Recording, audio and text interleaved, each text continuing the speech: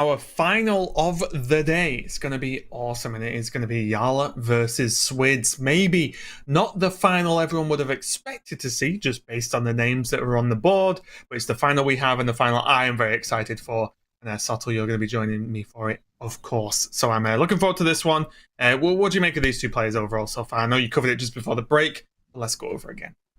Yeah, I mean, certainly. Jarla, I think, throughout the whole of 2 seasons of Grandmasters last year, I'm a big fan of his. I think he's generally just, play for play on a technical level, understanding of matchups. I think you can stack him up against anyone, particularly when it comes to control decks and slower matchups. Really have never got a chance to see him play a great deal of aggro, if I'm perfectly honest. You never will. Yeah. But, when it comes to those drawn-out matches, I think he is as good as anyone in the world. Swidz, to be perfectly honest, last season I would not have put on that level. I think, the fact that he was in the lower half of the division for the majority of the season, that he was scrapping for relegation at the end of the season, I think was deserved based on his performances over the course of the year. But from what I've seen of him so far, in the short time we've seen this year, like I said before, he just seems like a different person. He just seems so much more happy to be here, so much more comfortable. And then I assume because of that,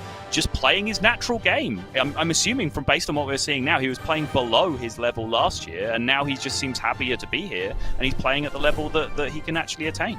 Yeah, and also as well, there are certain, as we take a look at the deck list, of course, there are certain metas that players just prefer and just feel more comfortable in, right? So maybe Swidz is just loving it right now. Maybe these decks and this meta and these lineups are what just suits him. And there are certain points every player gets to, whether however much you love Hearthstone, you still prefer certain expansions, certain metas over others, right? That's just true. So I think if you're enjoying the game more, you also just play better anyway, because you've just got that extra little bit of oomph, right, every single time you play. Yeah, and Swidz there finally confirming that he will ban any type of warrior, no matter what he sees. He's been banning warrior throughout the tournament. He's been banning the no-hands warrior. He's been banning Bunny Hopper's control warrior. Now we see him banning out Jarla's slowish bomb warrior as well on top of all of that. Yeah, and I do feel that especially for not only his own warrior, which you can have some really tricky matchups in those mirrors, or even like half mirrors, if you want to call them that, depending on what the rest of the package is. But also the Zoo, I feel like Warrior is the overall class that Zoo's most susceptible to losing, right? Because there is the multiple waves of AoE, there is the weapons for spot removal, there is some weird things that can go on, there is armor smiths when a lot of your damage is pretty much, okay, I've made a board, I'm going to hit you twice, and then you lose the game. The armor smiths cause an issue there, even slower decks with Brawl and Blade Storms. All the tools are there in Warrior to give this deck a bit of a stalling point, right? Yeah, for sure. And I believe also, just on top of all of that, going through the history that we know that Raven loves, I believe this is a first-time matchup for the week. I don't think they encountered each other in Swiss, and I believe that they were in opposite groups, Swidz in Group B and Jarla in Group A earlier on. So I think this is the first time these two will be meeting with these lineups this week. Yeah, so we're going to see a first clash here to decide who is going to get that first place, and not only just the title of first place this week, but the 6 points. It's going to be feeling fantastic for both these players, regardless of which one gets it. The other player will be guaranteed 5, and then third and fourth, which is basically Hunter Ace and Bunny Hopper that we saw, is actually going to be the 4 points each. So we've just been alerted to the difference in dust cost between these two decks that we're about to be playing against. That 4,000 versus 21,000? 3,700 versus a cool, clean, crisp 20k plus dust for this Highlander Mage. Jeez, if you ever needed another reason not to play Highlander Mage, there it is, right there. Yeah, absolutely Jam some Zoo, guys. Well, I will say as well, Zoo at the moment definitely isn't one of those, oh, it's a cheap deck, it's a bit boring, nothing crazy happens, but it's cheap, It's like, no, crazy things happen in this Zoo deck, and it's cheap. So I do recommend, even if you're not normally a fan of Warlock, give it a try. It won't cost you much. But yeah, and I look at this Highlander list. Maybe hold back on the crafts on a little bit there if you're a bit short of dust. Maybe don't go all in on spending a year's worth of dust on one deck. Yeah, for sure. Especially in these trying times. Come on, I'm sure there's plenty of toilet paper that you need to buy at this time. So just What an incredible difference that was, though. I mean, we're going to be, I assume, seeing those decks clash up against each other. And I don't think that's a matchup that we've seen play out so far. Specifically, we've seen Zoo come up against a multitude of different matchups, but I'm not entirely sure if we've seen it run into the Mage just yet. I don't believe we have seen. No, again, it might have happened in Swiss off stream that Swidz has ran into someone playing Highlander Mage. It's something that we see. We see a lot of players bring in Highlander Mage, but just I've got a tiny bit of experience in the matchup, and it definitely does just revolve around the potential freeze and big swing turns from Mage. Dragoncaster for me is the big one if they can get an early enough one off, because honestly, Mage has freeze in AoE, but if Zoo goes off, as in gets the Scrap Imps down, the AoE isn't really enough, because the health on those minions gets pretty high, especially the carpets. Yeah, for sure. And I think, honestly, Amazing Reno still ends up being the big one, because you can freeze and freeze and freeze and freeze. But if you don't have the payoff at the end of it with either Amazing Reno or just a puzzle box to take the wheel and just decide the game for you, then you're just going to be facing down those minions again when they get unfreezen, right? Like, unfreezen? That's not English. It's not like the deck plays Flame Strike or anything like that to actually be like the final answer to the board state. So the freezes are all well and good, but you still need that big payoff for it at the end, or to seize enough tempo with your freezes that you can actually start being aggressive on the other side, which is a possibility as well. And it's one of the points I raised mainly from Dragoncaster. Not only can you Dragoncaster box, which is kind of Reno sometimes, but also even Dragoncaster Power of Creation or Deep Freeze, just to get some chunky minions on the board that can maybe just put a stop, at least for a turn or so, to a big push from Zoo. Honestly, outside of that and maybe freezing long enough to get to Reno, or your opponent just not getting Scrap Imp turns, there's not many ways to actually deal with the board, as you mentioned. There's no real consistent Flame Strike. Blizzard doesn't really cut the mustard in terms of actually killing any minions, so it is going to be a tough one, but it is definitely doable for Mage. Have you ever actually tried to cut mustard, Raven? No. I think the only time I've ever had mustard, it was been on like a hot dog, in which it's not like mustard you would spread, it's mustard out of a squeezy thing. Mm-hmm. So no, I've not really cut it. I don't really think I've ever cut a hot dog in half either, because that's ridiculous. Who wants to look at the inside of a hot dog? That sounds disgusting. Well, I mean, even if it's like a really big one, you just cut it in half for whatever reason. I don't know, like a sub. Nah, you just inhale it, right? One go. Just hot dog, just straight down. Boom. Yes. Sure. Okay, good. Shall we move on, Raven, from this conversation? Please. Okay, good. You always push it, and the problem is, if I do that one extra step, I'll get shouted at, and you just get away with it every time. I will never lose a game of Caster Chicken in my life, Raven. Come on. It's because I have no thought of boundaries, right? I will just go all the way first, which means I'm just going to get shouted at and told to stop it. But anyway, as we're no doubt pushing that already, let's get on with this. Swidz versus Jarla. It's the final of European Grandmasters Swiss Week 2. Winner takes home 6 points, loser takes home 5. Still a good day for both these players, but you do want that first place spot. Jarla on the top on the Mage, and Swidz on this Zoo Warlock. Well, Raven. Here we are with the Dragoncaster puzzle box of Yogg-Saron in the mulligan for Jarla. And maybe you even keep Khadgar just as a 2-mana 2/2. Maybe you just keep Alex so that you have the dragon for your Dragoncaster. Yeah, that's what I mean. I was presuming you keep Dragoncaster, Alex, and box, and just keep Khadgar as like... keep this 2-6-10-9 hand against Zoo. That's where Hearthstone is now. This is the game we play. Let me flex my powers of just somehow making players do my silly suggestions. It has worked multiple times in the past. Oh, okay. This seems like the responsible thing to do to me. Okay, so I don't have the numbers off the top of my head, but how consistent is it that he draws a dragon before turn 5?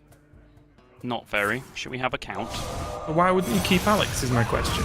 Well, because then you're keeping a 9-drop against Zoo. That feels awful. No, you're keeping a castable box versus Zoo on turn 5. A turn 5 box. So he has Twilight Drake, Malagos, Aspect, Dragon Queen, Oh, good job. regular Alex, and Kalikos. So he has 5 dragons total. Keep going with the maths. How likely is that? To draw before turn 6 when there's 20 Before turn cards 5. left in your deck? Oh yeah, sure, if you want to use coin as well, yeah, sure. Less than 50-50.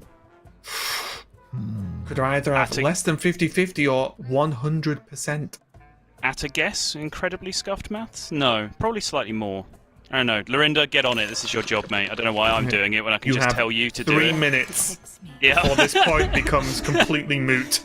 I'm pretty sure he just has a spreadsheet that kicks this out for him, so I'm expecting an answer. The world would be disappointed if I don't get an answer before it's relevant. Just so you know, Neil. We're already edging towards turn 5, though, and I don't see a dragon in sight. Working out whether he wants to pop the egg, potentially, because it does make Evil Genius a lot worse if you just pop the egg this turn and maybe just ping the Ardent Squire. Seems like a good play. Yeah, there is the giving your opponent a 3/4 part, though. What to It's do? true. What to do? I mean, the general safe one is to just kill the Squire, right? It is the middle of the ground okay play. Yeah. Maybe Jarla wants to get a bit fancy. He's not seen a scrap him, so you've got to kind of... Oh, okay. You've got to kind of, like, forget about the potentials of scrapping then. If you've not seen one yet, it's not in your hand, right? It would have been played. Yeah. Yeah, and I was going to suggest this. This does slow down your Dragon Caster, but what this does is allow you... like, because you haven't drawn your dragon yet, there's a good chance you still don't get to do this on 5 anyway, because you're not going to have the dragon to activate it. So therefore, by coining this out and fighting for board, you're going to buy yourself a nice couple of turns of tempo, particularly if you have a Conjurer's Calling target next turn, which you're quite likely to do. So in that case, you're just giving yourself those extra turns that you might need to draw those dragons to activate the puzzle box nonsense anyway. Yeah, if only there was a Soulfire in Swidz' hand, he could go for a really solid play this turn of just Soulfire. Just yeeting a Soulfire at the 5/4, yeah. Yep. The Raven Special, as it's known around the world.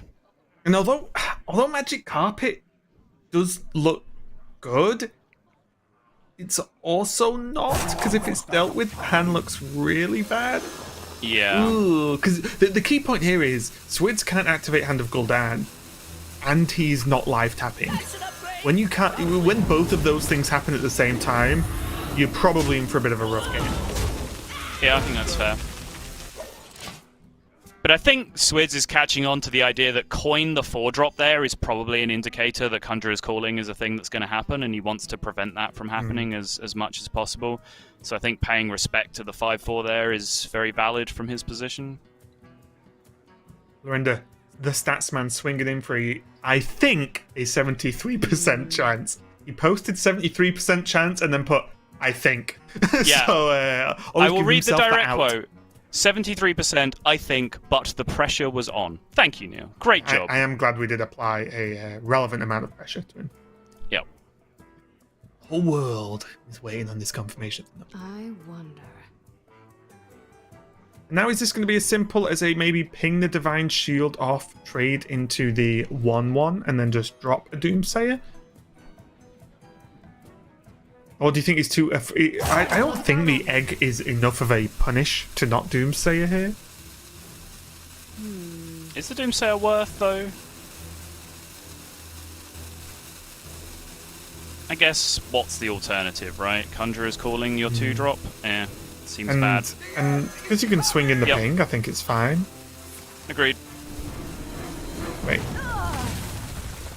I guess this doesn't really make a difference, but okay. Just not the order I would have done it, doesn't matter. Alright, a plan is starting to come together for Swidz. Can life tap and just play a Scrap Imp into this Doomsayer this turn. That's a pretty solid turn, all things considered. Oh, Evil Genius, not a bad pickup as well.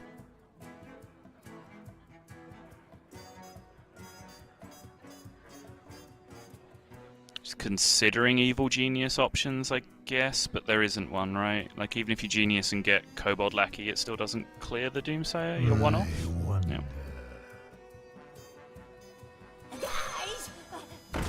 Yeah, I like it. Keep it simple.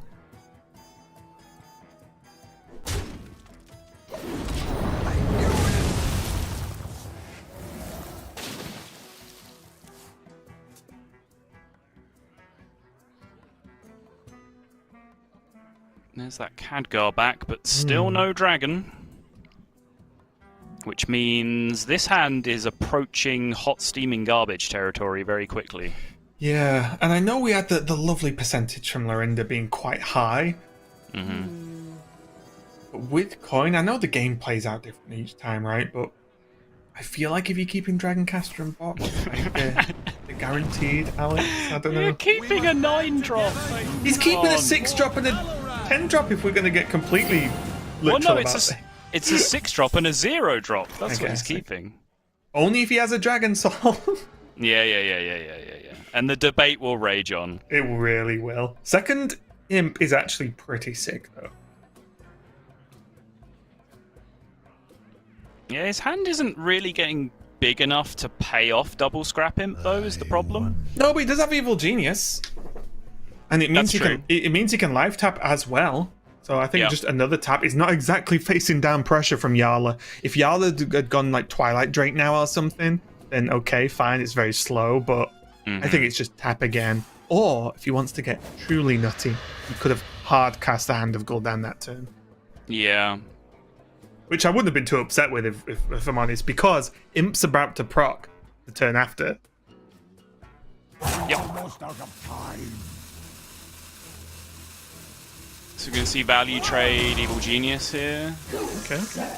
We'll get the Imp down. Seems I like good. it. Good sequencing. He's like 100% of the time playing the Scrap Imp here, but I guess, do your random effects first. It is just technically good Hearthstone, so sure, go ahead. I'm pretty sure he didn't even look at what the lackeys were. He just did that so that we couldn't say it was in the wrong order. And he's right, though. Good on him. Now, funnily enough, the turn that Jarla could use Dragoncaster box if he had a dragon isn't really that relevant, because there is just a 2-2 on board, which I don't think you commit in a box to. Maybe it would have been more likely Dragoncaster Conjurer's Coin if we lived in that world. Oh, yes. Let's play a game of Hearthstone, Sottle, because Swidz is about to go nuts. Hearthstone intensifies. Oh, the second Oh, scrap. mama. That is... How many cards does he have in hand right now? 8. So if he plays Matriarch, down to 7, up to 10 again, and then he will burn a card, but he'll have the absolute cares? hyper nuts in his hand. Like, And also, as well, who cares if he burns a card when he has Zephyrus in hand to draw? When he's drawing this many, right? Oh, now be careful, Swidz. I've run into this trap a few times, mate. Yeah. Like- He knows. He knows. Okay, good. For some reason, I thought he would. I just wanted to say it anyway. Yeah. Mainly to remind myself that the general options don't really work in this. Yeah. Is he really not drawing 3 more cards this turn? You've got to draw 3 more cards, right? I know it burns one, but come on. Okay. Hey, Yeah, sure. got you, friend. I guess considering the life tap draws you 1 anyway, you're actually not giving up that much not to do it. You're This drawing actually one extra card seems and more getting reasonable. a bigger minion, right? Yeah. Yeah, sure. Seems fine. I take it all back. 16 health on board right now for the Reno, so quite a lot. Yeah, the taunt on Jarla's side isn't really going to reduce that. Although one thing he can do is make him overdraw anyway, right? He kills the Oh, why do I always forget the name of the card? The 2-1. Expired Merchant? Yes, Expired Merchant, sorry. Alright, Lorinda update. So from the Mulligan, it's 80% likely to get a dragon by turn 5, but he was calculating from turn 2 when we started talking about it. Make sure you read this out. Okay. Well, you make sure you get it right the first time, Lorinda. Okay? I'm only joking, I love you, really.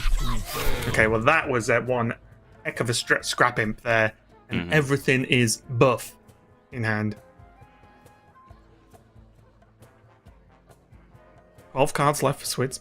Not quite sure myself, but he's probably edging close to getting the Zephyrus live. We're not too many 2-odds left. I think Flame Imp is definitely one. Yeah. So the way Swidz has now played this is allowing him to keep going with Hand of Gul'dan for much longer, whereas like the all-in play last turn would have had his hand full, so he wouldn't have got his extra Hand of Gul'dans, which I guess is important. I was thinking it wasn't really that important, but I guess it is because of the Zephyrus that he has in his hand, right? Like he really wants to keep chaining Hand of Gul'dan to empty his deck and get Zephyrus active. So yeah, that is actually a really, really big deal. Almost out of time.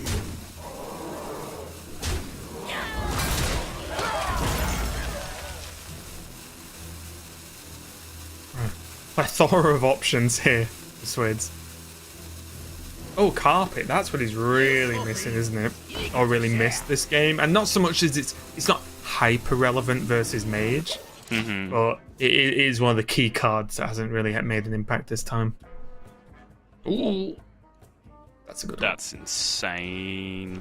Also, in a roundabout way, good that it doesn't kill that much, because it just reduces Swid's options down in terms of how many minions he can even play. Still needs that dragon though, because he does currently have a turn 9 to deal with. He's currently looking not fantastic is the way I'll choose to phrase it.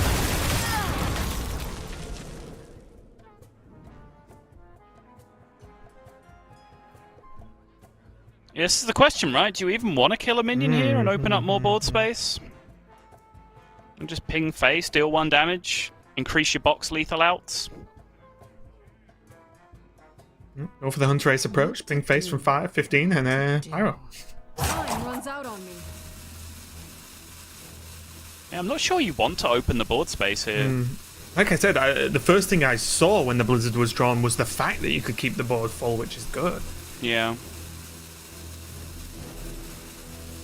It is a 7-1, but... Oh, okay, that makes more sense. I like that. Yeah, agreed. Seems smart. Helps with other AoE cards that he could get, and maybe the box if we get there, and so on, to do some more ways of removing the board. Right. Evasive Fellwing with a slight buff, 7/6 for 4 mana is looking pretty good right now. This is the moment, isn't it? This is the turn. What does Jarla draw? And is it even going to keep him alive? Because if he can't stall this board, he is very dead most of the time. He can ping off 7 damage. But outside of that, Zephyrus is only getting closer to being active too.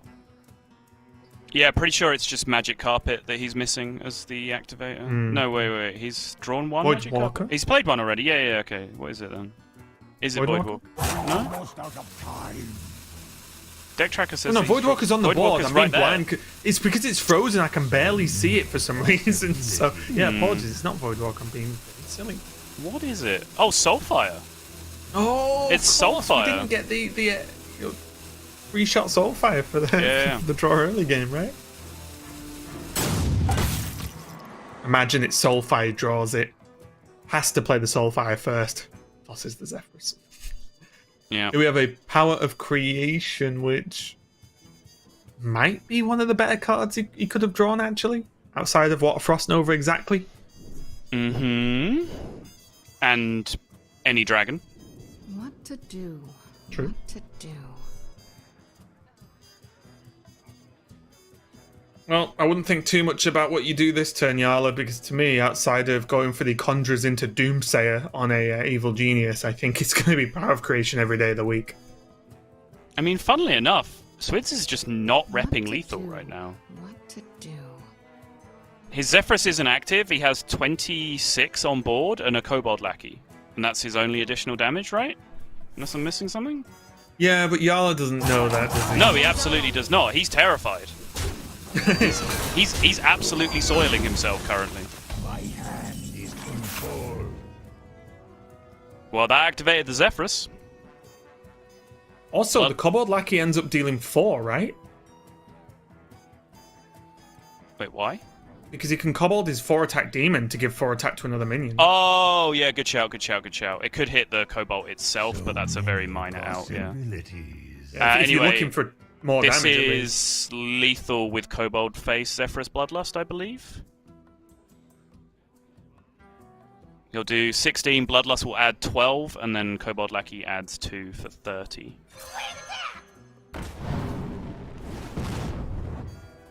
look at the Zephyrus, just 2 mana 7/6. This is 7/6, yeah. No big deal. Just out here flexing. Hold this Bloodlust real quick. That is going to be game number 1 to Swidz, and honestly, did not get off to the best start in the world. It looked a little bit slow. Jarla kept a Dragon Caster and a box from hand, and it never saw play subtle. Easy for me to say sat here, and I was half joking, half serious about the Alexstrasza keep. But if you're going to make those keeps, yes, it's likely you draw a dragon, but the problem is it's not guaranteed that you draw a dragon, which is a little bit tough in the matchup. But we see, again, another good performance from Swidz with this Zoo. I don't know why people ever questioned its consistency at this rate. It was obviously going to be one of the best decks in the game ever. Honestly, such a turncoat, Raven. Again, I'll tell the story that I wanted to play this deck before Grandmasters even started, and you and Derek were making fun of me for it, but yet here we are. But on a serious note, I think that was a pretty good demonstration of the matchup, honestly. Definitely learned some things from it. I had a good basic grasp of how to play that matchup against Mage, where it is just really all about resources. Just, try and play the game with 8 to 10 cards in your hand for as long as you possibly can. That way you can just keep reloading against all the AoEs and freezes and so on. I think Swidz demonstrated it quite well.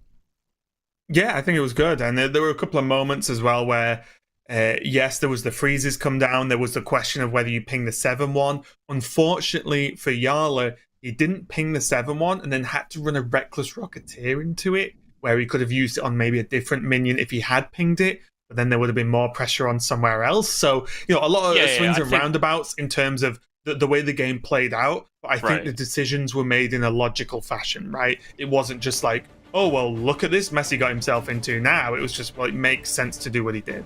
Yeah, I think that was absolutely right, because if he pings the 7/1, Swidz just uses that board space to develop another 6/6 or something that turn anyway. So the pressure remains the same at that point, and it could even have enough health that the Reckless Rocketeer wouldn't have even been able to trade into it the next turn, right? Yeah, and like I said, I'm mainly pointing it out because it looked bad, but it wasn't bad, right? No, you know what I mean? Just because it was a Reckless Rocketeer summon into a 1 health minion, but it definitely was not bad. And we see Swidz now. If you are learning this deck, if you're watching this for some Warlock lessons, you do see now Swidz keeping hold of the Hand of Gul'dan in his opening hand. Might look a little bit weird, but when it's the key mechanism of the deck, of how the deck works and how the deck's built, I do not see it as a bad thing in any way. Home in the shadows. Spy Mistress, not the most effective card in this matchup, I'll say, but it's still something better than nothing. If Swidz chooses to play an unbuffed minion here, then that Spy Mistress is really not going to get any value into an Argent Squire or something.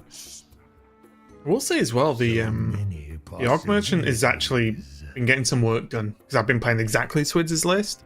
It's actually a really cool card. I think it finds a nice spot in this deck specifically, because not only can it be an aggressive tool, it's another 1-drop to then rush with a Magic Carpet. But also giving your Magic Carpet Divine Shield is actually insane, as well as a nice little combo. So I just like this inclusion specifically, and it's not a card we see too much of in the meta right now.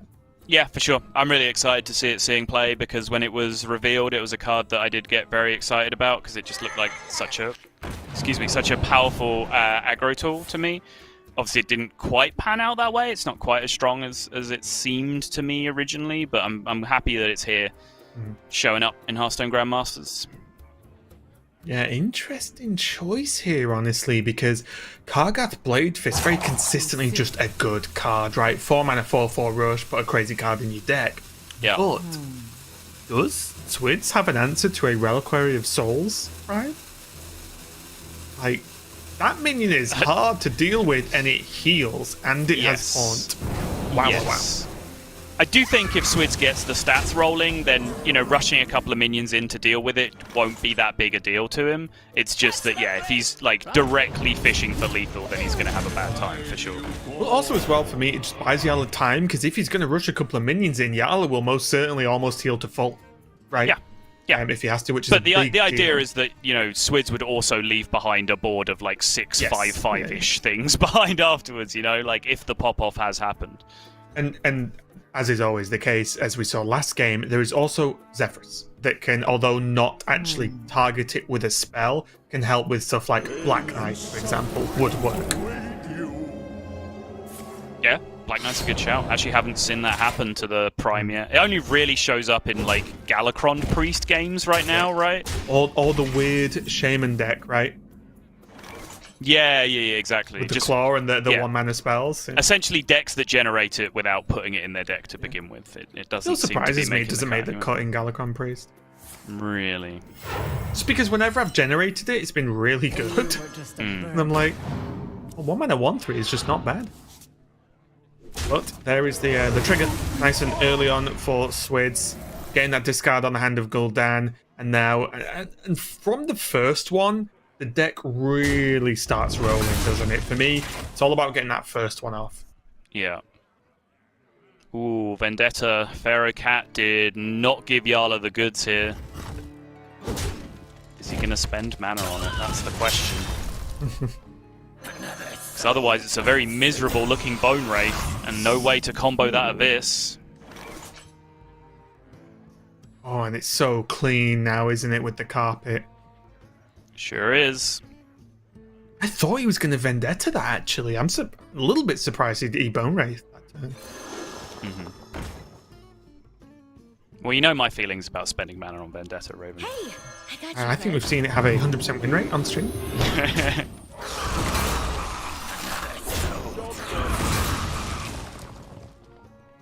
Three And or honestly- yes? Oh, go on. 3 or less for Jarla? Really looking for a combo card? Alright, I mean, Okay. it is, but... I was just going to start saying this already. Because of the combination of the Hand of Gul'dan being used once, the 5/4 on board, and a carpet, it already starts to feel like the game is just spiraling out of control for Jarla.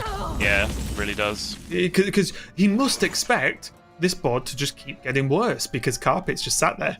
We can see a second carpet in hand, of course, but now there's just a combo I love, which is the Fiendish Servant trade with just the carpet on board. Means like the carpet becomes an actual threat. Yeah, you never play a second carpet first, do you? What? I want to buff my carpet and hit him in the face for 4. Yeah, It's me insane. too. Me too. Like, I get it, you can play this afterwards, but I just want to guarantee... Like, I'll take 1 less attack if it's guaranteed to go onto the minion that's attacking this turn. The light protects me. Wow, Is he okay. just not playing it? Very different idea about how to play this turn. Hey, Swidz is the guy that's in the week finals with this deck. Yeah, it is, but now I feel like if he plays the Fiendish Servant, I just don't understand anything I thought I did. It's going to hurt me more than it hurts anyone else. He's just going to keep it in play as a 4-1 and use the 3-1 to trade instead? Yeah. Okay. Okay. I did really like making the 4-6 that turn. Yeah. And also, like, you would have saved a Divine... You one less minion, but same attack. And you save a Divine Shield. I just was going to mention Flick is a very good card right now. Not only because...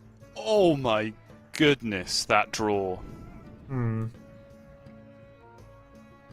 stab, many kill. I'll be honest, like, I wasn't considering Flick, but, like, I wanted to just life tap that turn and just get the buff onto the other Magic Carpet and go from there. So, I don't think I would have even had the second Magic Carpet in play, but I'm not claiming that's because I considered Flick as a bad thing, which clearly it ended up being. So, here's my question then, Sottle, right?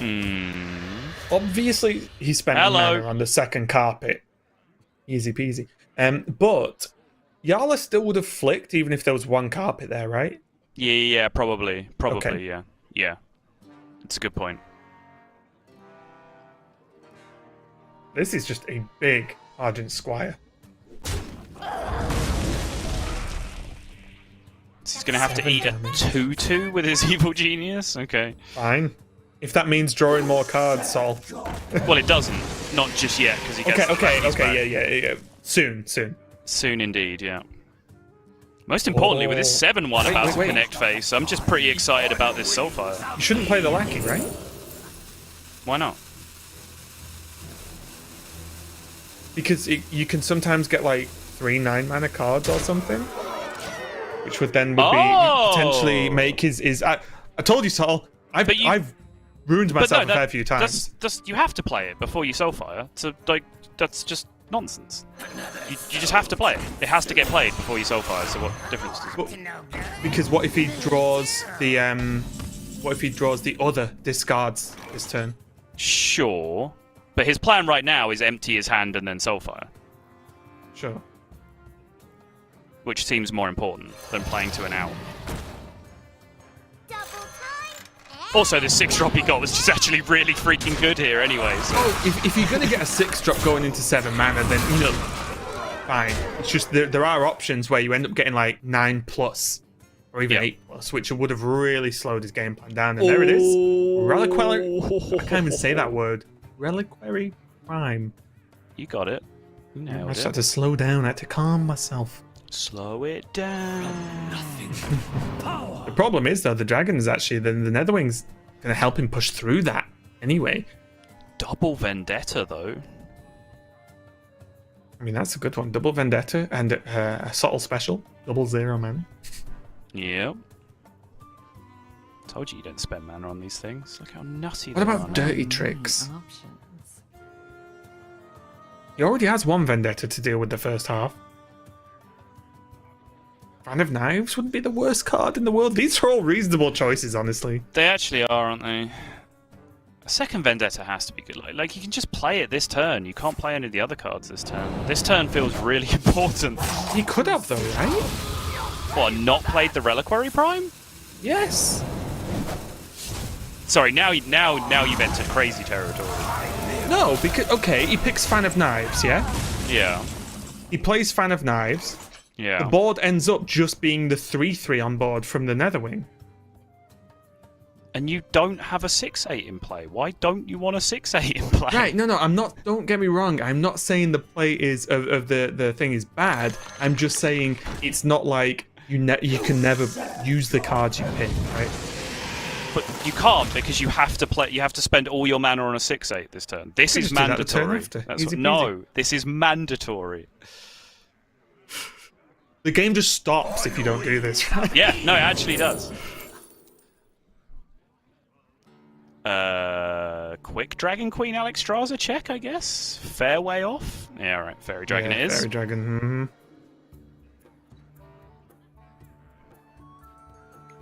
It's Prime though. Bit of a problem. Yeah. Almost out of time. Really good job he played it that turn.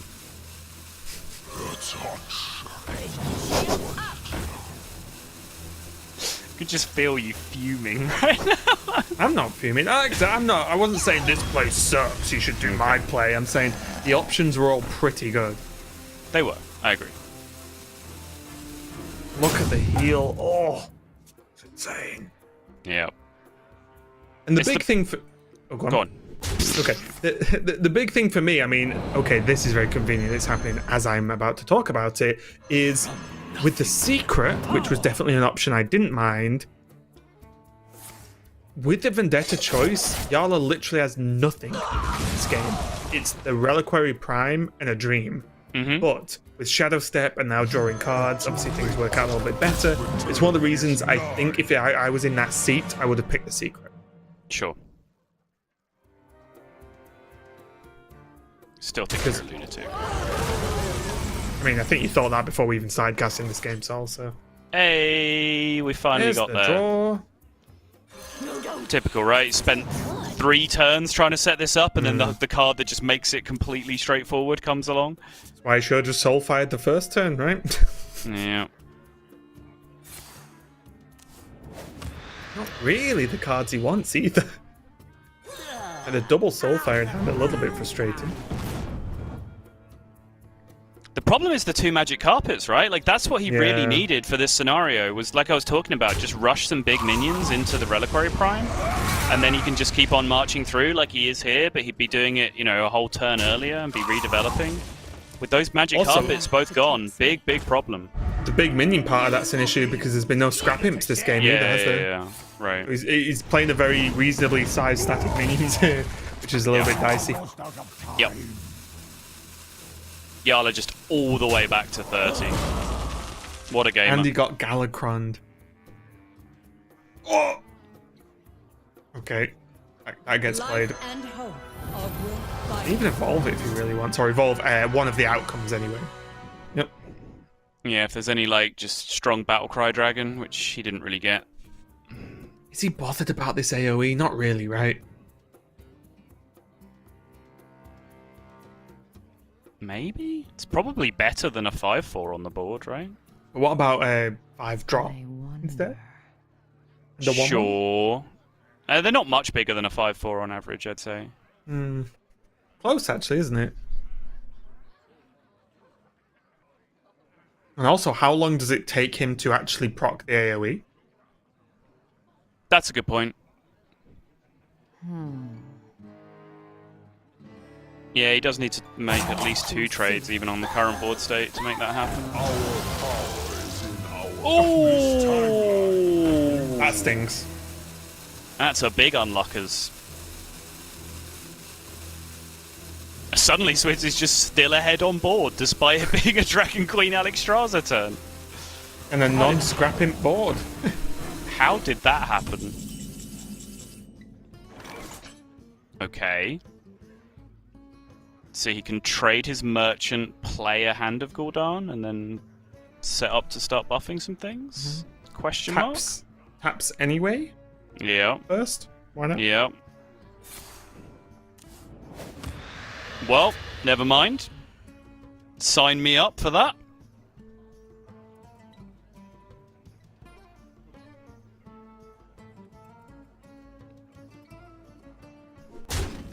How Is he far can actually you get gonna into be trading away the board? I think pretty far. Yeah, this Does he- buff helps. Ooh. He knows that AoE isn't going to go off, right? Because he knows the one card is Galacrond. Yeah. Wow. He's just going to completely trade down the board soon. Can this deck really rebuild completely from 30 from here with the last 7 cards of their deck and then still kill a rogue with Zephyrus? Is that a thing this deck It's gonna can make do? a really big Tyrion. Got you, friend. A really big Tyrion. Seems debatable.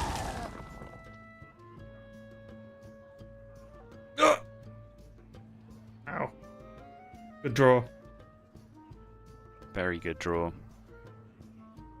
His Galacrond is still entirely uninvoked, by the way. He has 0 invokes on his Galacrond.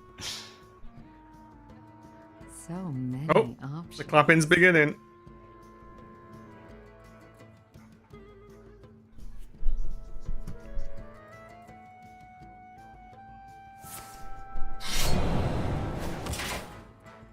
Dark in the skies.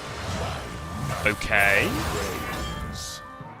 I don't mind this actually. He's very safe, so this Zephyrus doesn't have to do something right now. He is, yeah. And I think that Zephyrus is just going to be too much of a problem here from Swidz. I think Swidz only gets to push all in like once from this point, and I think the Zeph will blow it up. Darkness wanes. So do you think Swidz will actually want a Soul of the Forest? Oh, clever play. I like this. Sure. Because you can actually force them to fatigue if they play minions. Sure. So Swid's going to fill his board as much as he can and then Soul. Hope for the best. But I think this sap is only good because Jarla's sat on the Zephyrus, right? Otherwise, you're just giving them way too big a board way too quickly for them to kill you with. Oh, yeah, definitely.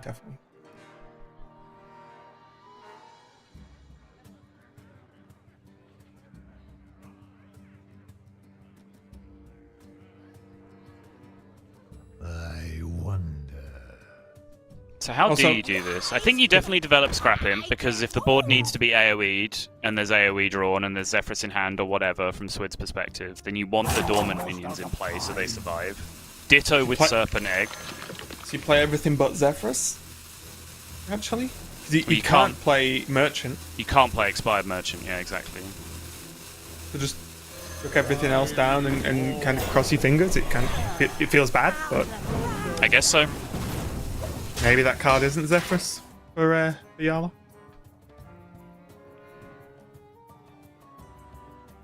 But now, once again, he doesn't have a board space for Zephyrus. But I don't think that's a luxury he could really afford to play around right now.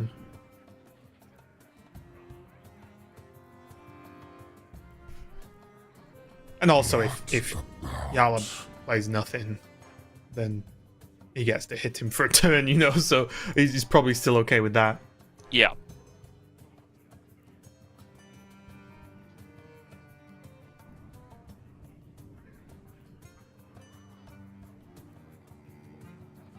It's just not a great AoE turn, is it? It just actually doesn't do that much.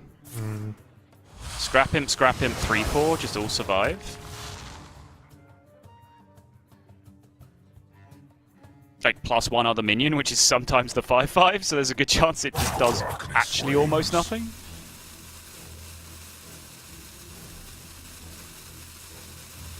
There's no way Zoo wins these, right? I don't know. I'm sat staring at it going, oh, yeah, I don't really know what I'd do it. Because also the imps are delayed, right? Yeah. So They're one like goes off, they're then the staggered, other. yeah. Staggered. Yeah, they're Sorry, staggered. that's the word I meant. Staggered. Yeah. We're back online! Just passes, okay. Just 10 damage.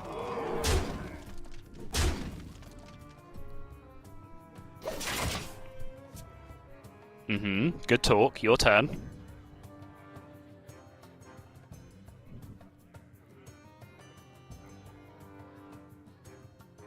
Now we can seal fate the egg and then Zephyrus. Well, hang on. If he passes... He We think fatigues about for lethal 2. with Zephyrus. Yeah. Yeah, I am. So he Will passes, he it fatigues work, for 2. though? And then he takes 10. And then he passes and fatigues for 3. And he takes 10. No, he doesn't take 10. The imps are out. Ah, yes. Okay, so he has one more turn. So he takes Yes. 2. So then next turn is 11. And he needs That- to do 8 damage, which he can't do. Okay. Yeah, because of the Void Walker, it's just the wall that's keeping him up right now. Yeah. If there wasn't a taunt in the way, then I think he could actually set up guaranteed lethal with Zephyrus into Inner Demon. Yeah. But it works, like, that's exact lethal. But yeah, not gonna work. So, what was this? Ah, Shadow Flame. I just love that Sarah's like, huh? Did he not want Shadow Flame? Frightening. Did something go wrong there? He did not want Shadow. What did he want? He certainly didn't look happy about being given No. Shadow Flame there. Holy Nova? That wouldn't have done enough either. Huh. So now it's just Tyrion, right? Gotta be. Because that Zephyrus is massive as well. It's the old 7-6. So that plus Tyrion? It's the old 7-6. So many possibilities. I mean, it looks good to me, Sol. Yeah. You've just seen Jarla use all the cards and most importantly a Well, Zephyrus. You don't have the turns with Fatigue to actually use all those Ashbringer charges. So Who is there cares? Won't the Tyrion and the Zephyrus just kill him? Yeah, maybe. 7-6 and a 6-6? And there's still 2 3-3s on the board? Maybe. It's looking good to me. What about How a does he get 5-6 that through gives it? you some extra turns of Fatigue? Not a taunt, though. Yeah. No, you're right. It's gotta be Tyrion. I know, it looks pretty good to me. It's gotta be Tyrion. Does Fire Elemental ever change the numbers? I don't believe so.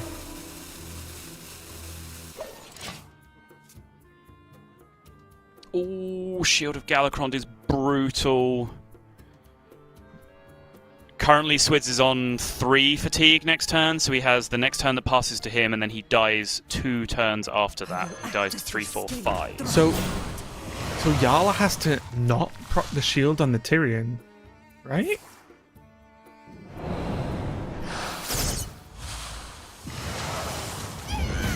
Oh, that's the good one. Oh, Sinister Strike. Doesn't change the break point. He still survives 3-4 by going to 8 from the Sinister Strike, so he still dies on the 5 tick unless Jarla can connect damage. Yeah, ambush is a complete null. It does mean he only has to connect 1 damage to change that break point, so it is probably still the most relevant. Yeah, it could be a Kobold Lackey, for example. Mm-hmm. And he doesn't swing, right?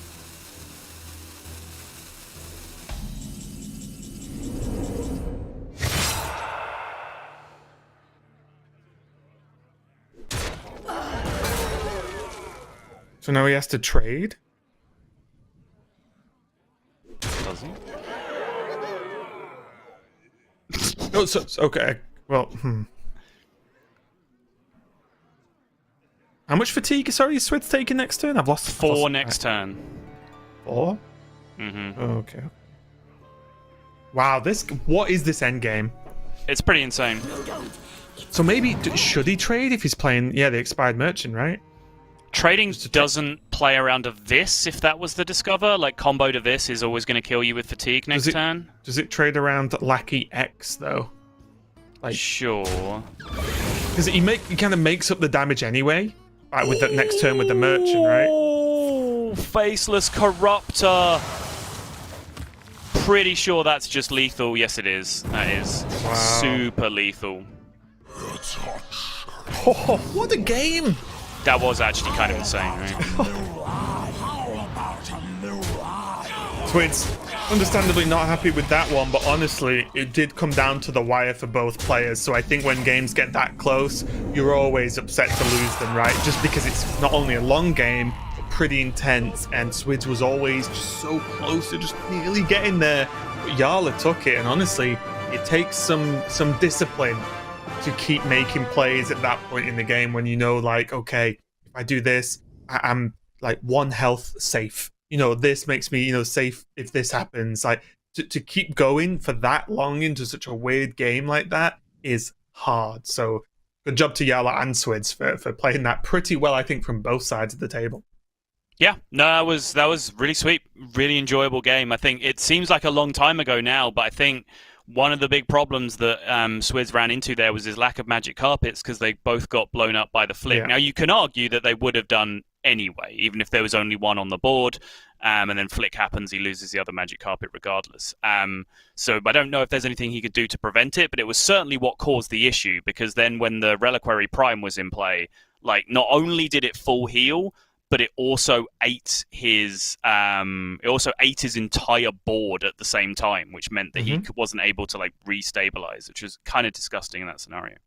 Oh, okay. Apparently, our lovely producer Abar is telling us Swidz wins that if he value trades the Flame Imp over the 1/1 and trades the Divine Shield into the 5/2 instead of the other way round. So there was a couple of trades. I just trust in Abar because he's normally right about these things. I can't remember the board state. He sent us a screenshot, and if he does just, I don't remember this happening, but if he does just ship this Flame Imp in, that's really bad, and that is potentially a lot of missed damage over the course of the game, which could have been lethal for Swidz. Great catch, Abar, if that is the case. Thank you very much, sir. As always, keeping us sharp. Yep, it's a good thing. Sorry, TJ just swings in with fundamentals in caps. Abar gives us some in-depth, descriptions of what's going on. Oh, like, this could have happened. TJ just swings in there with complete just nonsense, as TJs want to do. But yes, it is 1-1 now. Swidz and Jarla, really good game of Hearthstone played there overall, and just shows again the kind of wackiness of that zoo, and it can go extremely late and can keep going in seemingly terrible circumstances. And now the Galakron Rogue comes out. Again, once more, this is the list that I really, really like overall. 1 Devoted Maniac, 2 Frozen Shadow Weavers, still playing Shadow Step, and the Greyheart Sages and the Stealth Package. I really like this Rogue list. I think it's a ton of fun to play, and I think it's also extremely strong. But yeah, still, Swidz, if he realizes that mistake himself that Abar is pointing out, then he might just be kicking himself all over again, especially after I was just singing his praises and saying that he's turned the corner going into this one, into the finals here. It's a big mistake for him to make, to potentially just be one game away now from taking down the whole week and taking down those 6 points. Yeah, also as well, a note just to remind everyone watching that Swidz was not here last week, whereas Jarla was, as in here being the weekend. So Swidz needs as many points as he can possibly get because he didn't cash any high amount of points last week either. So Swidz again probably going to kick himself, not only for maybe having a bad turn there and losing that game, but I'm sure he won't be happy with upsetting you, Sutton. Of course not. I spent a lot of time getting to know the French players at the Hearthstone Grandmasters Summit, which hopefully you guys will all get to see sometime very soon. We had a good time together. I feel like we bonded. Do you speak French, Sol? I do not, actually. Funny you should mention that, but stay tuned. And what's really funny is that's completely innocent because I unfortunately was not at the summit, so I actually don't know what Sol's talking about. No, so that's not even a funny bit. I literally just don't know. That was just natural synergy right there. Yeah. We got him. So let's go into game number 3 here. 1-on-1. Last hero standing, which means Jarla is going to be on his Highlander Rogue once again. And as we just went over, Swidz switched into his 2 of Rogue. So yeah, it really is the slightly different variants, but one thing is for sure, Rogue is in a good spot in the current metagame. So if you want to try out a class and you've not played too much Rogue, I do recommend it because it's pretty much got an archetype that can please anyone, right? Galakrond, Highlander, 2 of, Secret, Stealth. There's a lot of options for everyone here. Mm-hmm. Love the feel of Solid opener with the Pharaoh Cat. It does mean now also that what could have been a very, very straightforward series for Swidz is going to get very, very complex very, very quickly, because now we're into Rogue Mirrors, and Rogue Mirrors could go anywhere. I'm sure Swidz would have liked to finish off the job nice and quick, be able to go off, get some dinner. It's about that time in France, I believe, and just be done with his day. But now here he is. He's got to settle in again for a probably substantially length Rogue game. Mm. Is dinner a southern thing? Did we ever decide that? Is dinner a southern thing? What's the question? Well, you're saying dinner for tea, right? Oh, sure. To me, like, if someone said either of those things to me, it would be the evening meal. I would consider them both. So you're a lunch guy? Yes. Okay. Interesting. Yeah. So dinner ladies makes no sense. But anyway. Very probably British thing to be discussing. So let's move on. Not a lot of options here for Swidz. Can't seal Fate Jarla's face or his own at this point. So yeah, the fun play isn't there, unfortunately. Is he just going to play out an evil mystery? Yep. Okay. He's certainly not going to combo it anytime soon. Oh, and he gives Jarla a seal Fate target. Yeah, that was kind of the It's sketchy weird. part of it, right? Like, you don't even coin Miscreant in the Rogue Mirror anymore because it activates Seal of Fate on the other side. So why you would just play it out? I don't know why. Okay, for me, my confusion wasn't only a Seal of Fate target, but does he need a 1/4 on the board right now? Like, the Rogue Mirror, especially the way it's panning out this one specifically, it's not exactly hyper aggressive right now, so I know it was extremely slow to not play it, but did he need to just play it out anyway? Was there any rush? Mm-hmm.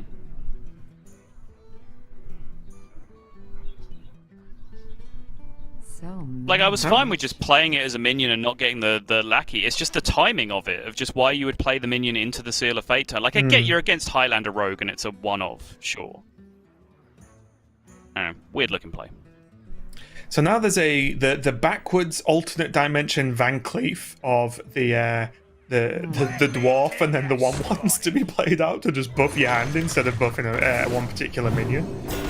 He's not going to coin it out. I think the coin, an exaggeration, of course. I wasn't promoting that play specifically, but just a funny way where there's a nice interaction between the historian and the Sky Pirates.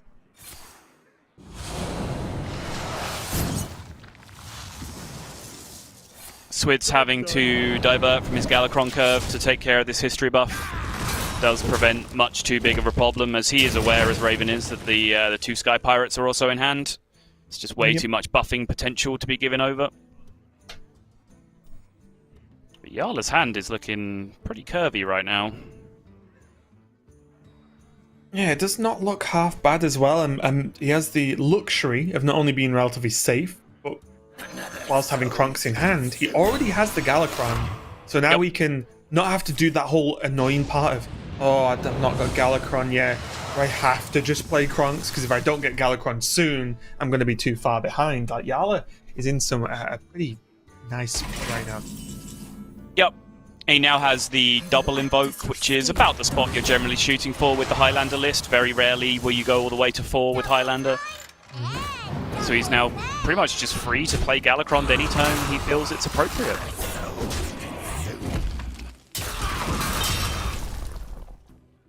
Well, now that draw might just cause him to hold off for a turn or two.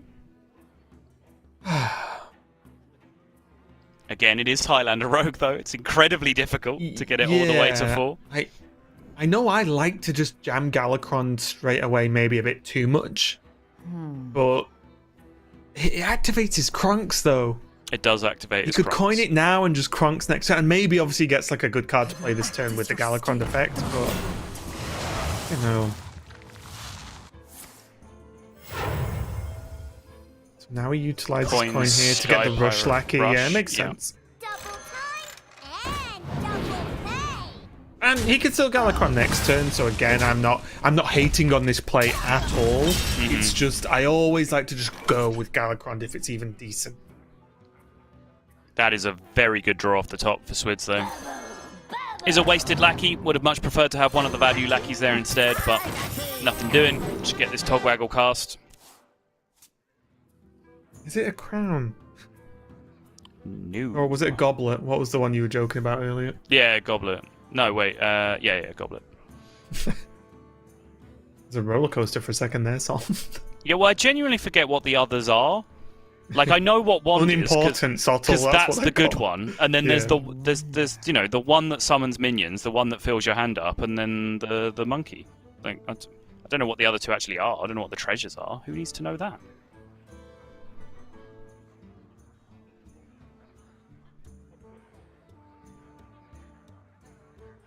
I will say, every turn that Jarla does not play Galakron will upset me going forward, just so you know. Well, I'm looking forward to the rest of this cast.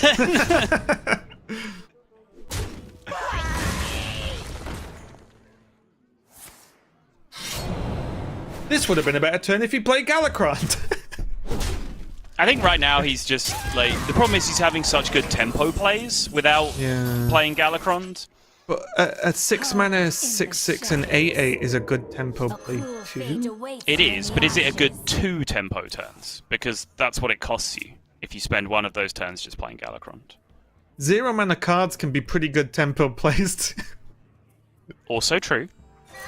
Honestly, this is actually the way I play it. Like, I like to play Galakron, though, is like, if I have a good turn, I'll play the other good turn and get greedy and wait for the 4th invoke. As soon as I don't have a good turn, I'll just jam the Galakron. Yeah, and I guess that's really the difference in at least our approach is, for me, if you don't have a good turn and you play Galakron, is that like potentially a really bad turn then? Because you might do a 7 mana do very little? Well, whether or not you... What? Whether you had an alternative or not, if you play Galakron, your turn was play Galakron. It's exactly the same either way. Right, but I mean, if you play Galakron while you're a little bit more ahead already, or even on board, whereas if you've not got a good turn, does it then make it bad? Well, no, because that's what he's doing, right? Is he's pushing ahead on board by using his other cards first, and then he's using Galakron to fall back on. This guy's toast. Either way, Galakron's been played, so I'm no longer upset. I was enjoying you being upset for a while. Can we go back to that? Not a bad evolve, actually, there as well. Animated Avalanche. Of a bit of alliteration in the card name. The darkness wanes.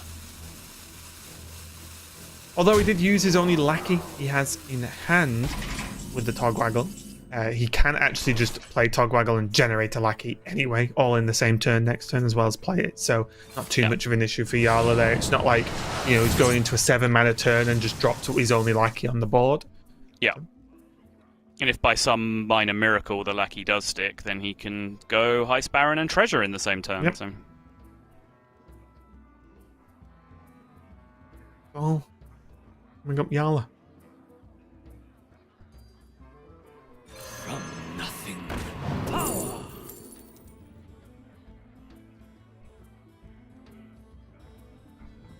Swidz can actually get away with a Shadow of Death more often than some of the other variants, as he's not playing Galakron. He's not. I keep saying Galakron. I don't know why. He's not playing Highlander, so it's not going to ruin his Alexstrasza, his Zephyr, so on.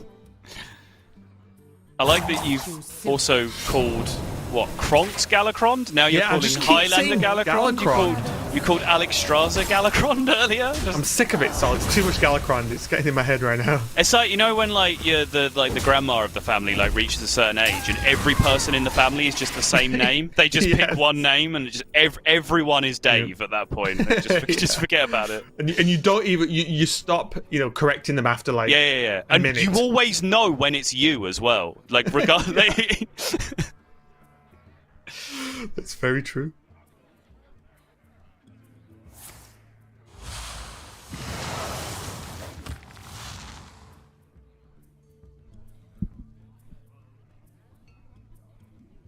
Not a bad Faceless Corruptor turn. Always pretty good when you just have a lackey to go along with it. Jarla, not going to go for that. I'm going to go for the Togwaggle Nice instead. Rush Lackey, by the way. Rush Lackey on a frozen minion. The classic. Why are you saying that to me then? Like I called it the wrong lackey name. I'm like, oh my god. I'm spiraling, Sol. I'm stressing Raven. out. Oh, you're so Look, you have value, okay? You're a good caster, and gosh darn it, people like you. All right, have some belief in yourself. Okay, I'm okay. Let's go. All right, good. Boom Pistol Bully in hand though for Jarla. We've seen multiple times just this weekend the impact it has on an opponent's rogue turn. So not bad for Jarla to have. But he is limited now on resources. The wand is the kicker there though, so it can recoil his hand. It's like Nod as Flick comes down there just to get rid of the threat. But Swidz does have a good push Your here. presence offends me. We're even going for the Shadow Step. I like it. All right, slow turn, but sure. No sign of his Galakron yet, so the chances of his Shadow Step paying out big with his Kronk's pretty low. Which way would you like to generate 0-mana cards this turn, dear rogue? Life and hope of Will fighting. No, this way apparently. I like this way. Oh! Oh! Wait, Shadow Step? Oh. I mean, that's just good, right? Plays a Oh flick. wait, should he have attacked first? With the top? Yes. Yes, he should.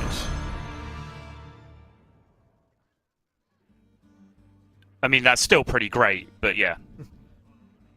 He should have attacked. Any reason to not play the Netherandemus? Well, the obvious one. It gets bigger. Any good reason not to play it? Nope. Yeah, okay, thought so. I was going to say. Jam it into play. That's just a lot of stuff. Wisps. That's 2 wisps you can kill with Flick. Whoa. The value. One stab, mini kill.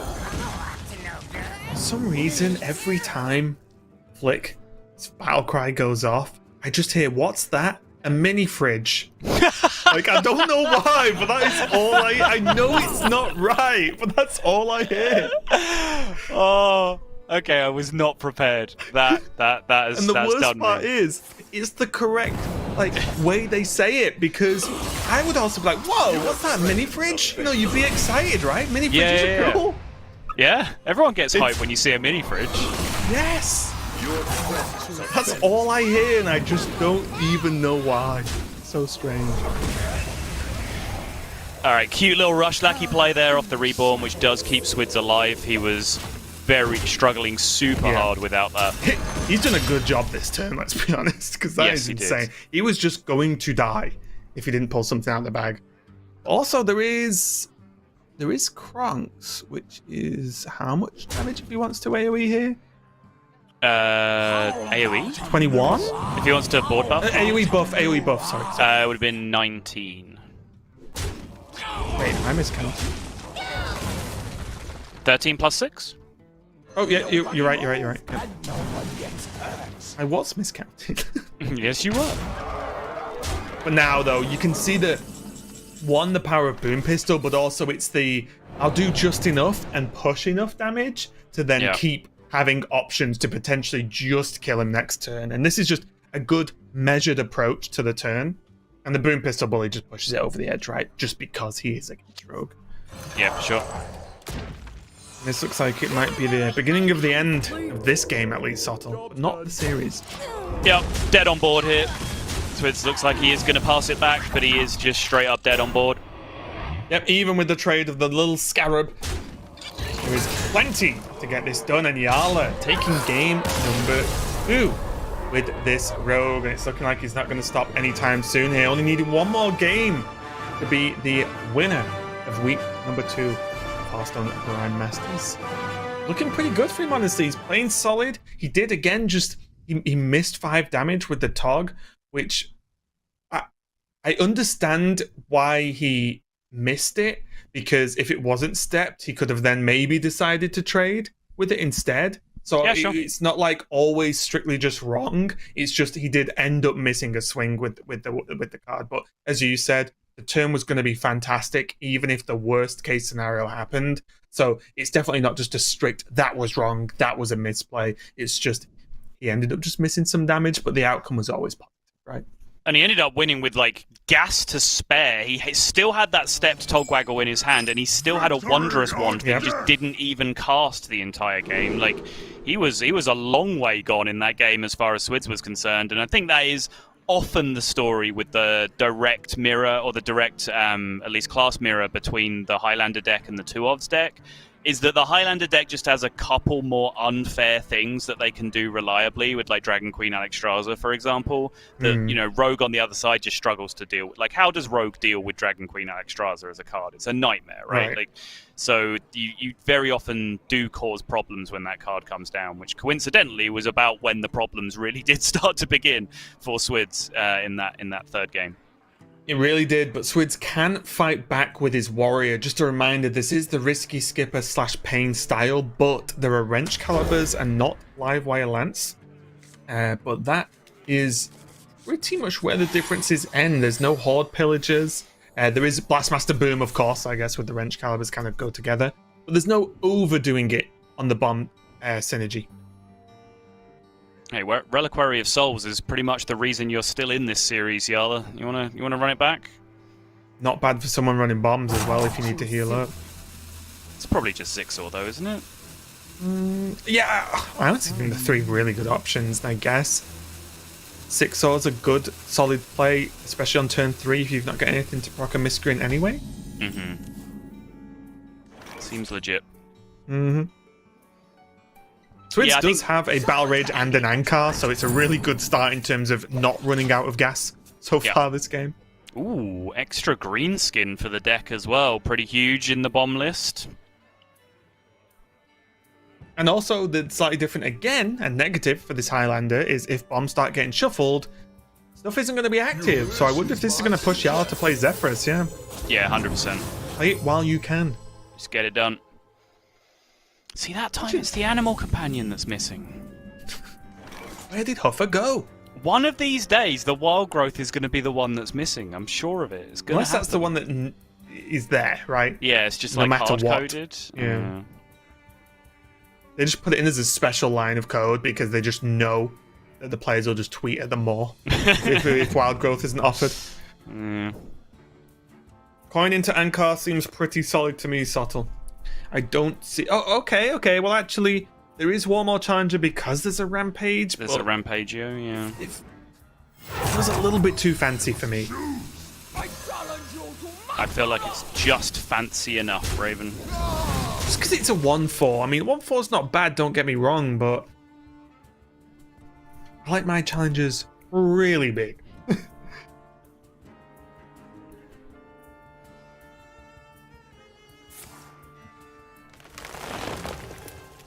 When it turns into a 4/7 the next turn, does that impress you more? Yep, it definitely does. And I guess with the Zephyrus, Swidz had a very strong read that Wild Growth was going to be played. Yep. Is that fair? So Yep.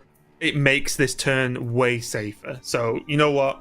On second thought, you win that round, Swidz.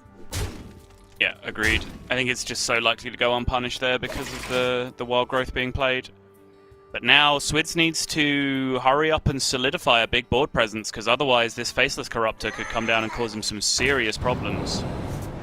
Yeah, and honestly, whenever Shadow Step is in hand for a rogue, you've got to be a little bit scared, haven't you? Because some of the stuff they do with that card is absurd. Yes, indeed. Oh, up to no good? Me too. So Jarla can Evil Miscreant Lackey here, still retain a Lackey in hand for the Faceless Corruptor on the following turn. Can do that with Mermy as well, of course. Didn't know he was going to roll Mermy off the Pharaoh Cat at the start of the turn. So,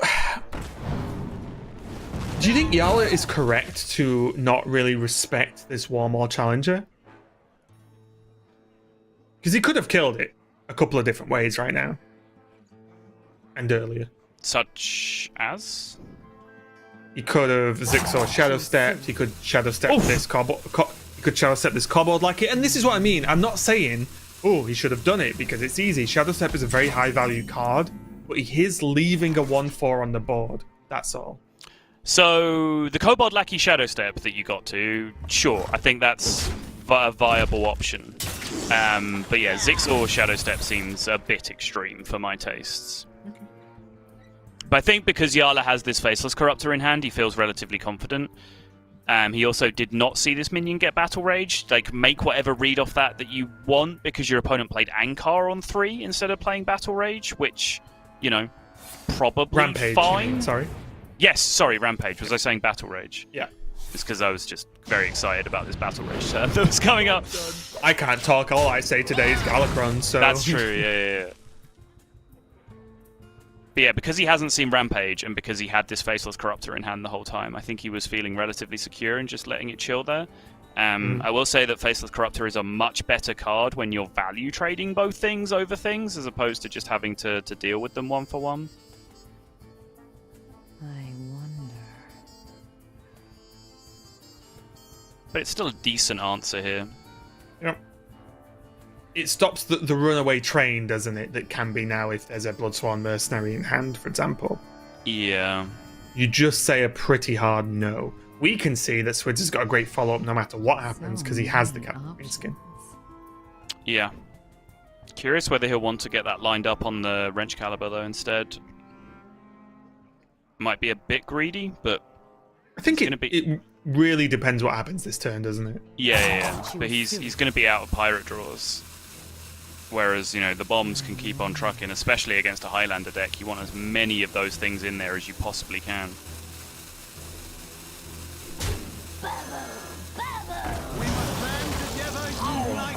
Whoa! Whoa.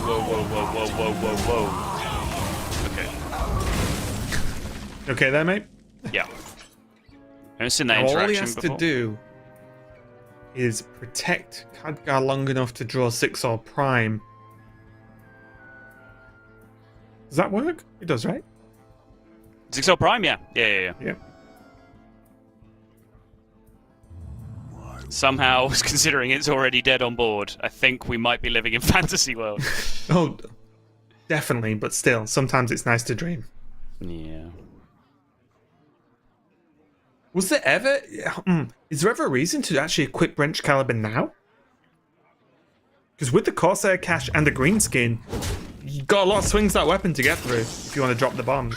Yeah. Wants to kill off this Khadgar instead. Okay. Yeah, he could have just hit the Khadgar re-equipped Wrench Caliber, but that would have been a really slow turn. So I kind of like him, like, keeping up the pressure. He clearly, you know, smells blood right now. He feels the initiative.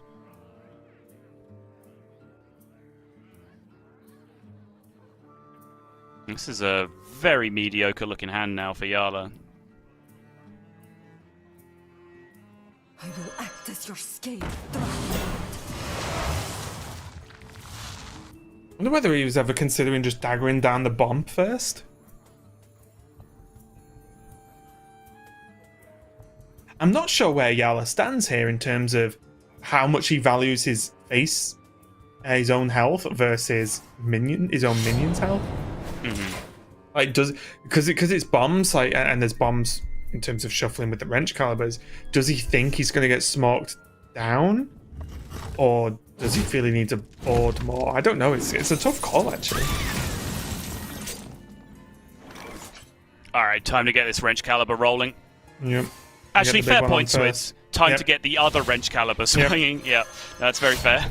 And it's a nice trade, right, as well. The bomb cleans it up yeah. if he wants it to. Yeah.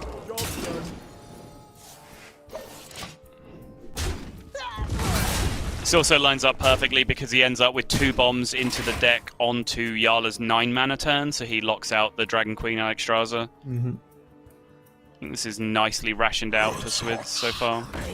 Most importantly, we might get the swag style. I mean, we won't, because he's probably going to trade into it, but the boom with a risky skipper on board is pretty cool.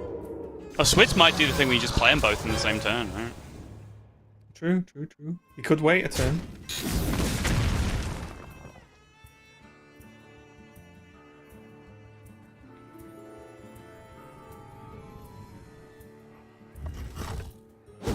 He's leaving the skipper up.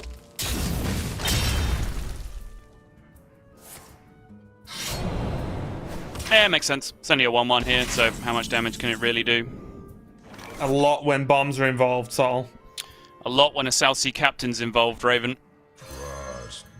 A lot when other stuff happens, Sol. Looks like mercenary Dude, on nailed South Sea it. Captain. Oh That my god, works, it's right? actually happening. Yeah! Haha! No, do you Your remember turn. our practice game where like Gia got so fed up of losing that she just decided to start seeing how many South Sea captains she could make? Yeah. It's actually happening. Wow, this game is just over, Sol. Yeah. And Swidz is nodding at exactly the time I said that because it is just true.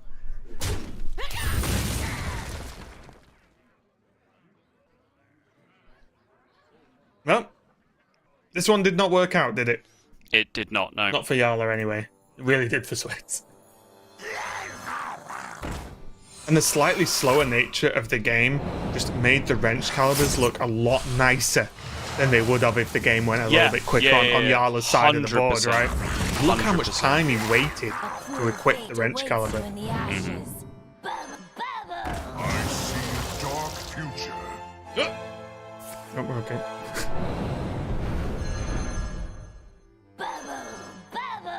Jarla isn't giving up. He's going to go fishing for those enormous taunts that don't exist. That's going to keep him in it. But no, he is dead.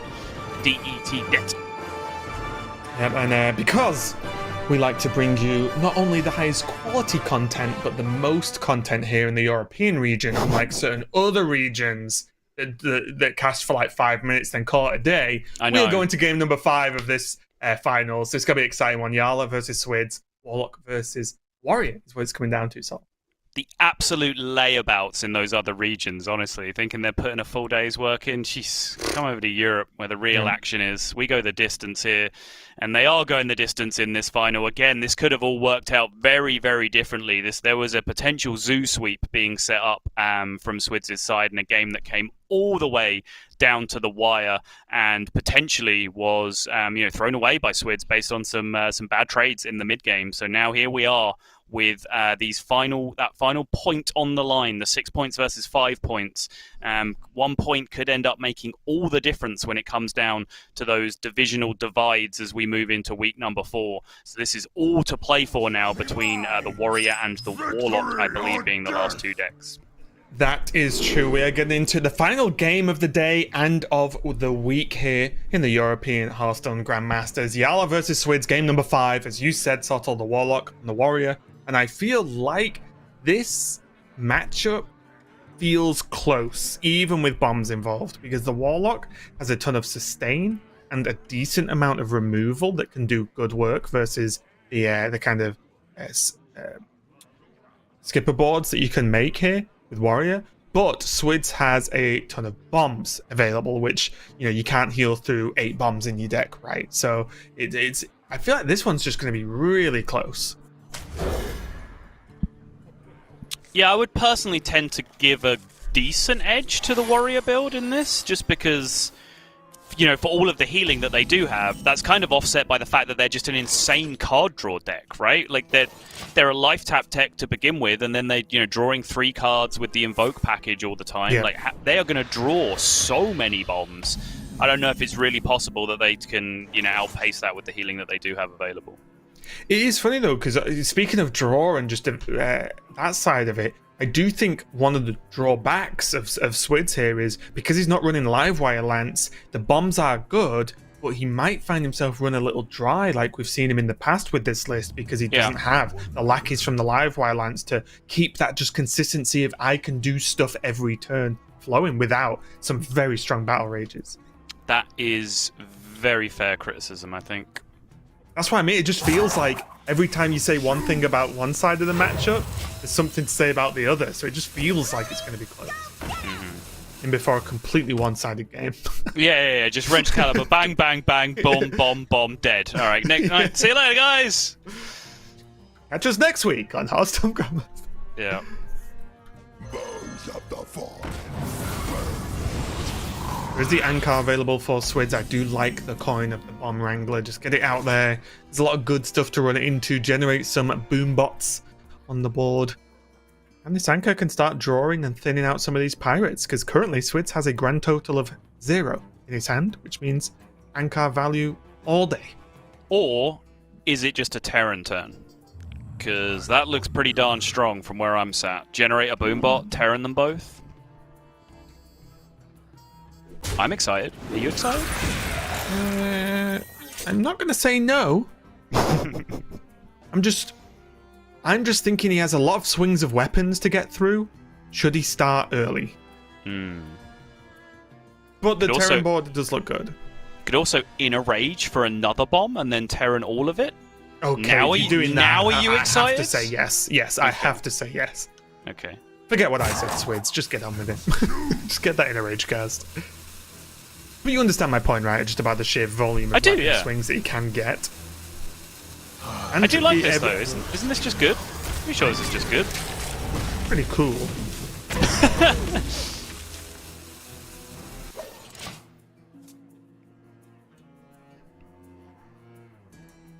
But then I think, like, with this curve, you can go cash egg next turn, and then the weapon that you start swinging can be the wrench caliber, and you can just forget about the Ankar for a while, because you shouldn't really need any pirate synergy for some time.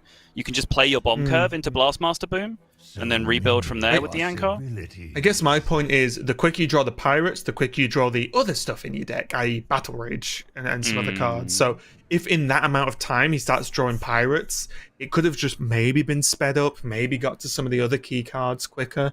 But he does have a lot of charges if he's going to Corsair Cash a Wrench Caliber, which he will if he casts it at any point soon. So that's going to be a lot of charges as well. So yeah, I think it's tough, right? Because there's just a lot of stuff to do for Swidz, and he wants to do it all right now. He's a very impatient person. Or at least with the way he has to play this deck.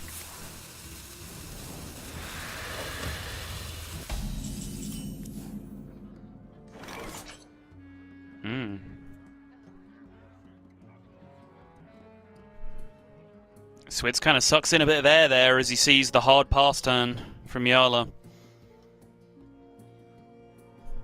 I do like this Corsair Cash plan. Feels like that curve just works into the Blastmaster Boom. Seems good to me.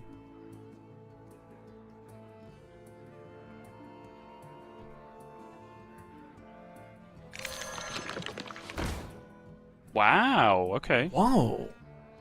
Okay. I really think Swidz needs to start swinging weapons soon. He's just going in.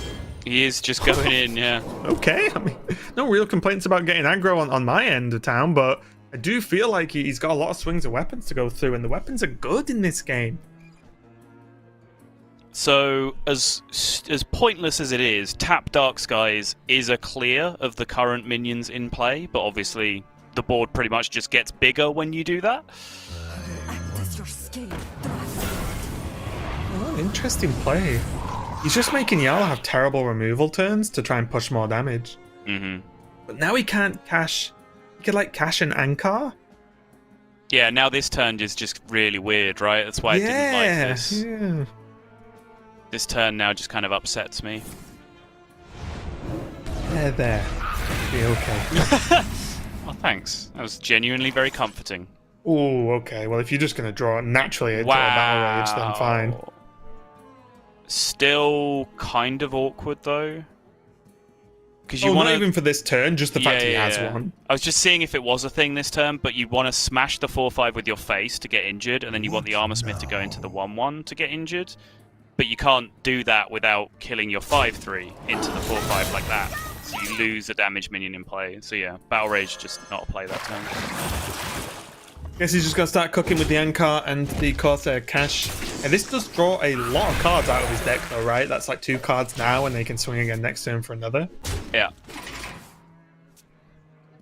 Does mean there's very little chance this Blastmaster Boom comes down on 7 though, with the way that he's played this curve, which, you know, I personally found very appealing with the other curve, but sure. Hang on. Is this insane actually, Saul? In a good way. Okay. Well, Boom can come down on 8 if he's pretty guaranteed he's going to get Skipper soon, right? Sure. Get that lethal with Boom. That does make some sense. And also, I will say, regardless of our quibbles about some of the earlier turns from Swidz, not in the fact that he was doing anything particularly bad, but in just different ways to manage his mana, he has done a fantastic job of giving Jarla horrible AoE turns, turn and turn and turn after turn. Yeah. Because this has never been good, has it, for Jarla at all? No. I mean, I was totally on board with the Terran turn early on, and then I cannot argue with how awkward he's made Jarla's life in terms of just, you know, the board presence that he has in play pushing damage. Like, his way of playing here is certainly working out.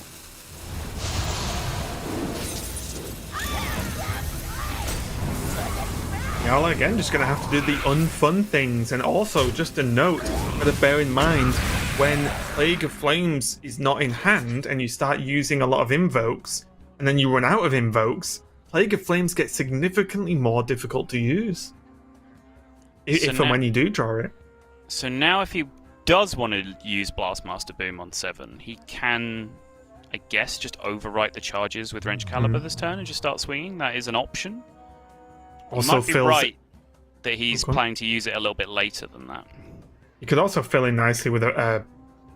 could he get a decent... No, I guess he can't get a decent Battle Rage, actually, can he?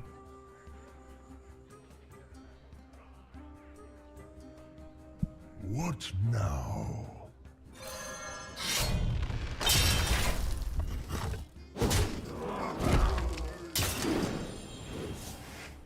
Okay, now I am confused.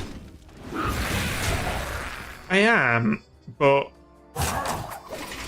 with Battle Rage in hand, is there a great need to really hurry up and jam Boom when his board is still a little bit annoying? And also, for me, as long as he started putting bombs in the deck, I would have been happy. He's pushing damage in 2 ways, through the weapon and through just the bomb placements. And his board doesn't look like it's going anywhere that soon, right? So Boom next turn might not be good. I don't know. I'm a little bit lost with the weapon timing, especially because he has Greenskin in the deck that he could have drawn with Ankar. Yeah. So yeah, it's thrown me off a little bit. Jarla does draw the Ooze here, which is pretty good timing for him to be able to destroy this Wrench Caliber. But Swidz certainly has... He's prioritized board over weapon timing, essentially, is what he's been doing this game. Which, you know, maybe against the Acidic Swampoos deck that's, you know, where his head is at, and that's just what he wants to be doing. Yeah, and maybe he's planning on trying to get a good Risky Skipper Battle Rage turn next turn. Because the Egg's probably sticking around, the Armor Smith's got a decent chance of sticking around. Risky Skipper Wallmaul, if anything's played. Because the issue is, if he went straight into a Boom, is it less likely he gets a good Battle Rage off? Because of just the nature of Boom makes a load of 1/1s? I don't think so. Okay. I think it'll come later, but I think, when you have the Risky Skipper and Battle Rage in your hand, like, you're always going to guarantee a certain minimum level of Battle Rage, right? Oh, is this Skipper Warmaul just good here?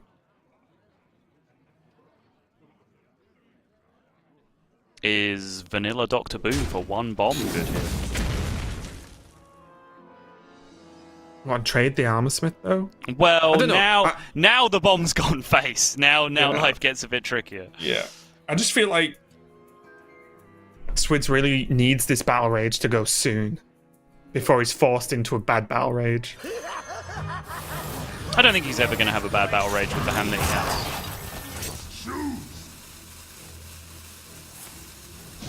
I like using this Inner Rage to protect the extra minion in play because it makes Plague of Flames and Dark Skies and stuff like that much more difficult to have the extra minion and the extra 3 health in play. Yep, and also just to note, although we can see Zephyrus in hand and there is Alexstrasza in the deck, even with only 1 bomb in the deck, which obviously would not deactivate a Zephyrus, it's extremely unlikely that Jarla has drawn, has actually got a naturally activated Zephyrus in this Warlock list right now anyway, which makes this board even safer, right? Because it's not like, oh, if he has Zephyrus, he wipes it. That'll be annoying. He just can't. Yeah. It's just never going to happen. Yeah, so crucially, he doesn't start the game as a Highlander deck, so there is a problem. And there are 16 cards left, right? I know one's a bomb, but still. Mm-hmm.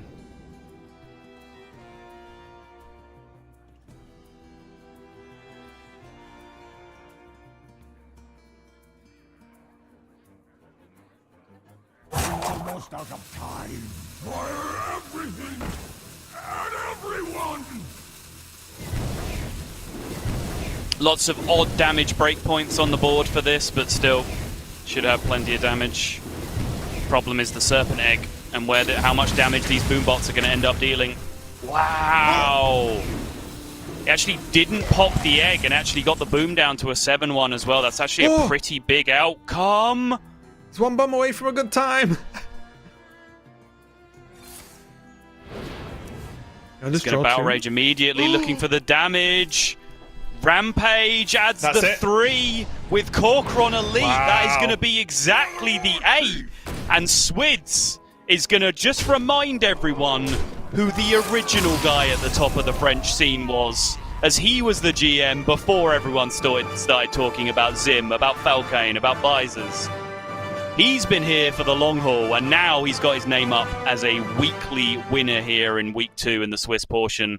Excellent performance, excellent lineup, I think, first and foremost, from Swidz, it looks like, coming into this week. Yeah, really star lineup. I've enjoyed watching Swidz a lot this week. I think he's performed very, very well. I will say as well, just that last game, if I was the Warlock there, if I was Jarla, I would have been so annoyed every turn, because Swidz did such a fantastic job at just putting forward a board that felt unclearable no matter what Jarla's hand was. And I think even though, we were talking a lot about weapon timings, draw timings, everything, one thing that I think we all agree with is that Swidz made that game a nightmare for Jarla, and you can see it paid off. Yes, he got Corcoran. Yes, he drew the Rampage, but still, he made the game a nightmare, and he put himself in that extremely good spot there. So again, congratulations to Swidz. Very well played as far as I'm concerned this week. Yep, agreed. I think there were definitely moments that you can question, much bigger than sort of the nitpicking we got into in that last game.